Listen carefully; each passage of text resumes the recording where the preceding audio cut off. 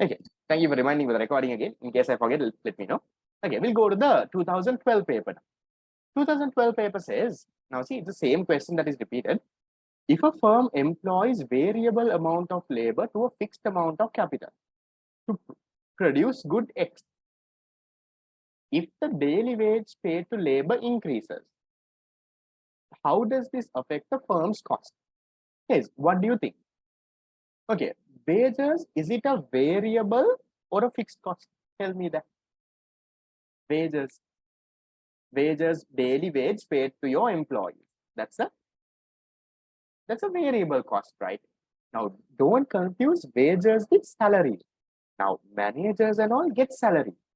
Salary is a fixed cost. Salaries don't change with the level of output. Even you produce 100 units or 200 units, manager gets the same salary. But wages will differ because if you want to produce more and more, you have to hire more and more people. Yeah. So then your wages will increase. So if I am producing only, let's say 5 units, I will hire one person. So I will pay, let's say 1,000 rupees a day for that person. Now, if I want to produce 50 units, I can't do that by hiring one person. So I will now hire 10 people. So then my variable cost goes up. Yes, wages are hourly and daily. So what do you think, guys? If the daily wage increases, what can you tell about total variable cost? Now, earlier you paid your laborers 1,000 rupees a day. Now you have to pay 1,500 a day. What will happen to total variable cost? Increase or decrease? It will increase, guys. That is obvious. So I can cut off answer number 1 and 2. What do you think will happen to fixed cost? If your daily wage increase, now wages are variable cost. So just because your variable cost increase, it will not affect your fixed cost, no guys. So you can't say there will be effect on the fixed cost. So the fixed cost will not change. So 1 and 2 is anyway cut. Then I have only 3, 4 and 5 left. So I can cut off answer number 3 also. I can cut off answer number 5 also. And then what's the last one? What will happen to total cost? Total cost is a combination of variable and fixed. So total cost will increase because variable cost is increasing, fixed cost is constant, total cost will also go up. So once again, to explain, if I am to give you, let's say one of my examples, let's say, okay, let's take my classes. My tute printing cost increase. What is tute printing cost for me? Variable or fixed? Tute printing cost. That's a variable cost, no? Because that will depend on the number of students. No? If I have 100 students, I have to print 100 tutes. 10 students, only 10 tutes. Yeah. So tute printing cost is a variable cost. Let's assume that is what they have told.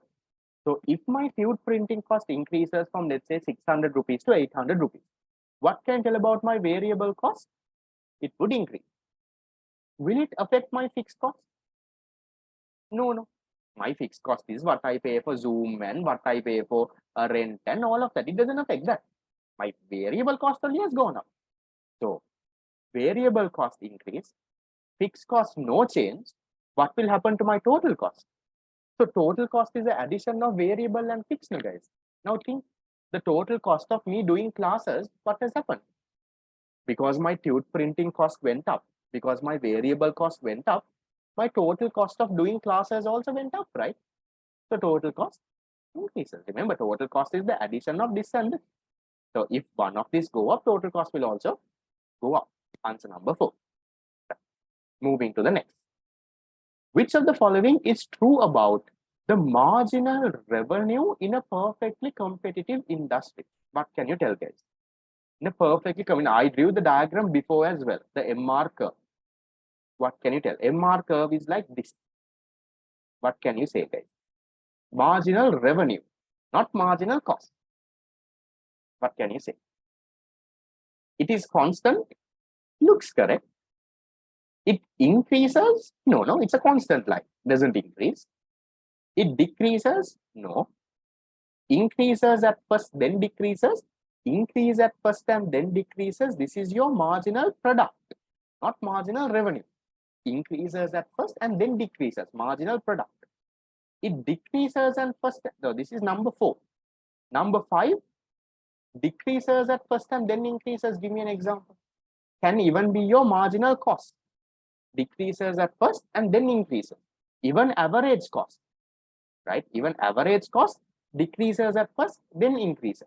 Even average variable cost decreases at first, then increases. So for the fifth one, all of these examples are correct. For the fifth one, all of these. For the fourth one, empty. But marginal revenue is like this one.